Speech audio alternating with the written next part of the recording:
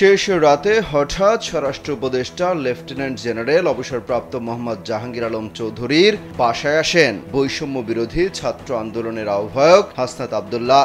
রোববার দিবাগত রাত 3:30টার দিকে তাকে উপদেষ্টার বাসভবনের সামনে দেখা যায়। সরেজমিনে দেখা যায় স্বরাষ্ট্র উপদেষ্টার জরুরি সংবাদ সম্মেলনের পরপরই 3:30টার দিকে হঠাৎ গাড়িতে চড়ে তার বাসভবনের সামনে উপস্থিত হন হাসনাত আব্দুল্লাহ।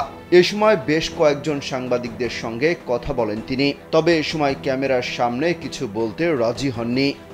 এক পর্যায়ে কয়েকজন সাংবাদিক লাইভে আছেন বুঝতে পেরে ঘটনাস্থল থেকে সরে যান হাসনাত।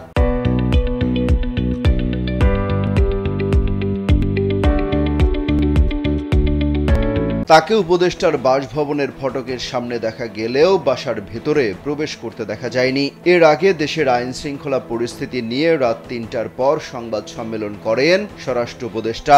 দেশে ধর্ষণ, ছিনতাই, চুরি ও ডাকাতির ঘটনা বেড়ে যাওয়ার পেছনে ক্ষমতাচ্যুত আওয়ামী লীগ সরকারের দোসরদের দায়ী করেন তিনি। উপদেষ্টা বলেন, আওয়ামী লীগ দেশ থেকে পাচার হওয়া টাকা দিয়ে দেশকে অস্থিতিশীল করছে।